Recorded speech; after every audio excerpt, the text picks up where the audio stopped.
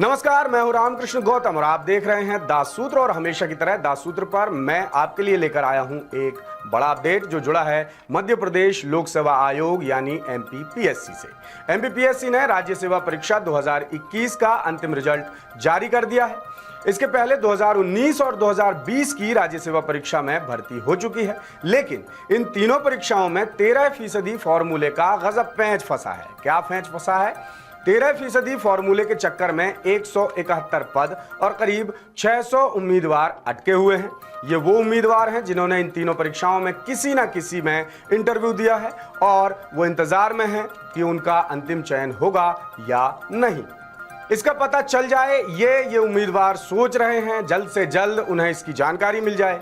अब सरकार हो या एमपीपीएससी, इनकी पीड़ा कोई समझने को तैयार ही नहीं है। इसके अलावा 33,000 को पता ही नहीं है कि उनके अंक कितने हैं, ये भी एक बड़ी गफलत है।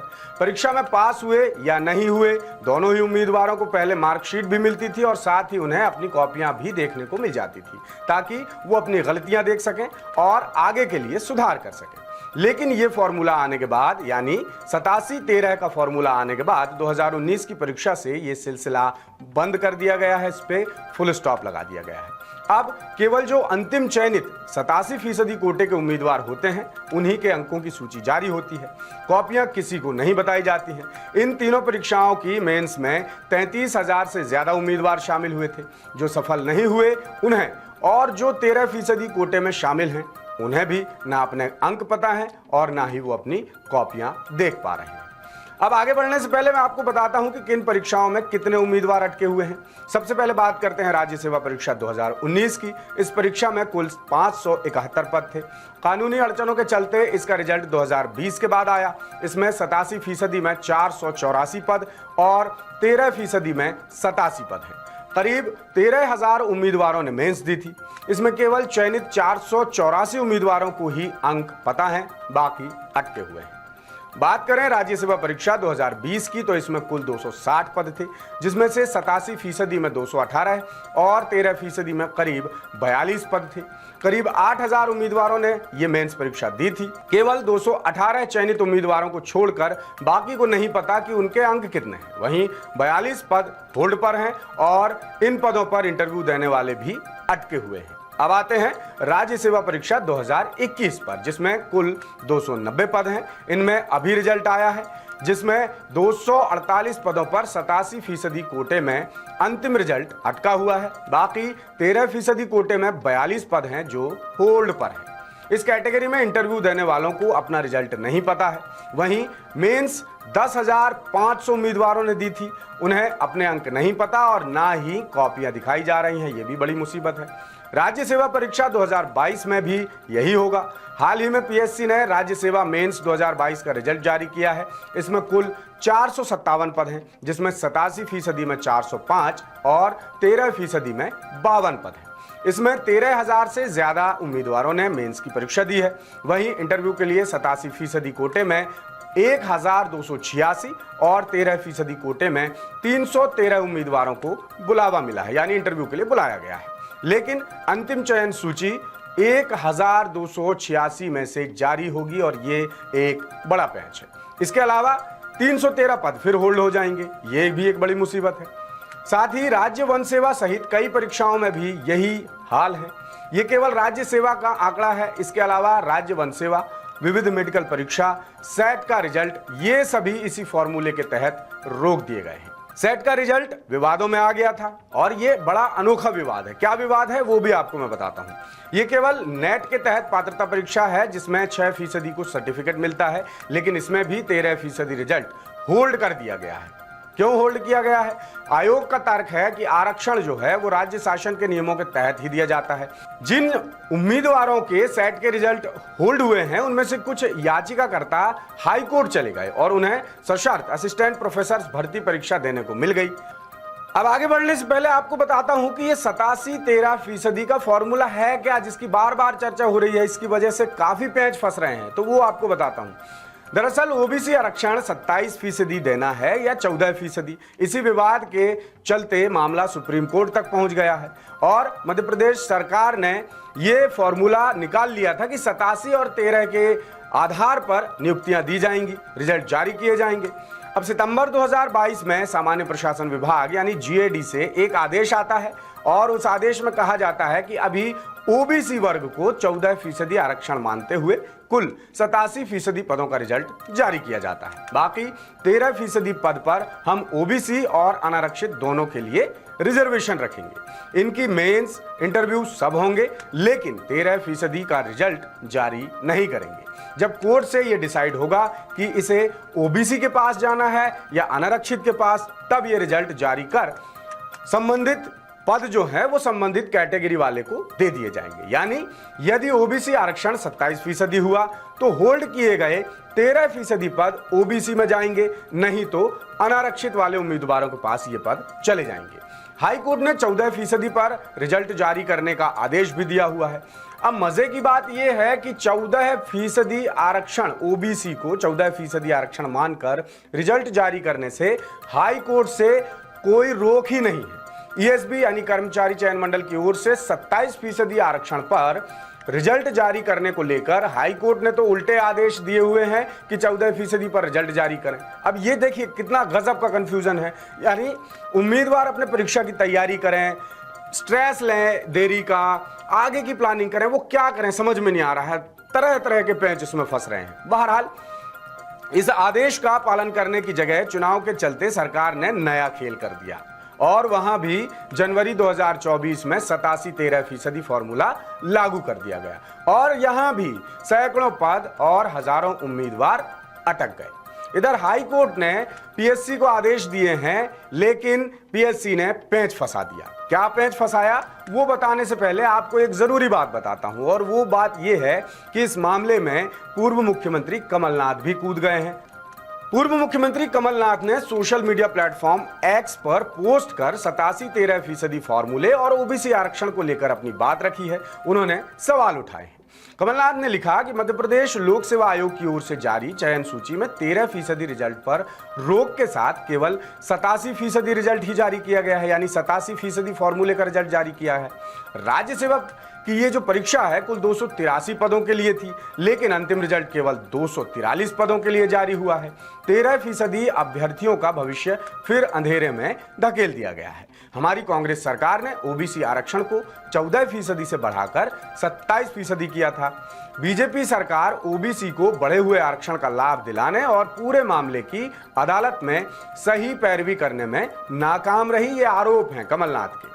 कमलनाथ ने कहा कि मैं सरकार से मांग करता हूं कि बच्चों के भविष्य को ध्यान में रखते हुए रोके गए परीक्षा परिणामों को जारी करने के लिए जरूरी वैधानिक कार्रवाई तत्काल पूरी करें और परीक्षा परिणाम जल्द से जल्द जारी करने की पहल करें। एक बात हमेशा ध्यान में रहे कि रोका हुआ या विलंब से दिया गया न्याय भी अन्याय के समकक्ष होता है, ये कहना है पूर्व मुख्यमंत्री कमलनाथ का। खैर, अब आता हूं हाई कोर्ट के आदेश के बावजूद पीएससी ने जो पैंच फंसाया है उस मुद्दे पर। दरअसल हाई कोर्ट में इस मामले को लेकर कई उम्मीदवार एमपीपीएससी और मध्य प्रदेश सरकार के खिलाफ गए हैं।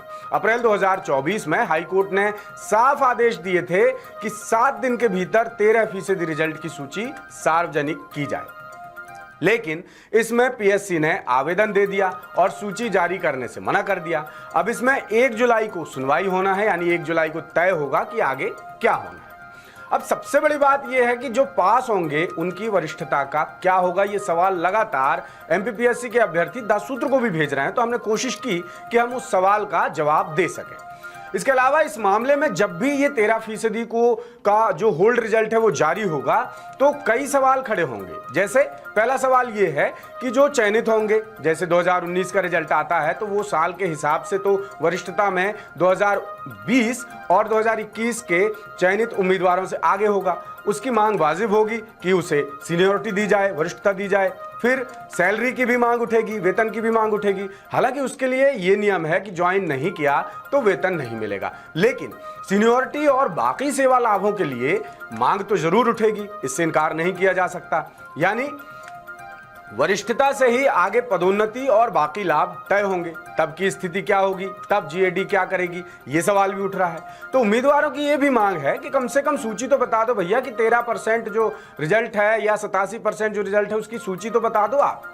13% रिजल्ट की कानूनी लड़ाई में उलझे कई उम्मीदवारों ने दाससूत्र को फोन किया है। लगातार हमसे वो हमारे जो हम इस तरह की खबरें चला रहे हैं उसको लेकर के जो भी बातें हो रही हैं, तो लगातार वो हमको कमेंट कर रहे हैं और पूछ रहे हैं कि ये रिजल्ट की सूची कब जारी करेंगे, क्यों नहीं जारी कर रहे हैं, ये सवाल है उनका। अब दरअसल मामला ये है कि ये पद ओबीसी को जाएंगे या अनारक्षित को जाएंगे, ये हमें भी नहीं पता। लेकिन सूची सार्वजनिक होने से ये तो पता चल जाएगा कि चयनित उम्मीदवार जो हैं, मतलब उम्मीदवार जो हैं वो चयनित हुए हैं या नहीं हुए हैं। यदि नहीं हुए तो वो फिर अपने भविष्य के बारे में अलग से कोई फैसला करें। ऐसे कितने दिन, कितने महीने, साल तक उनको इंतजार करना पड़ेगा। ओवर एज भी हो रहे हैं, ये अलग समस्या है। यानी उम्मीदवारों का कहना है कि भैया हमारा क्या होगा ये तो बताओ, हम क्या करें आगे, हमें कुछ समझ में नहीं आ रहा है। हमने तैयारी की, आपकी तमाम शर्तों का हमने पालन किया, हमने परीक्षा दी, लेकिन रिजल्ट नहीं आ रहा है, किसी न किसी वजह से रिजल्ट रोक दिया जा रहा है। ऐसे में ये उम्मीदवार क्या करें?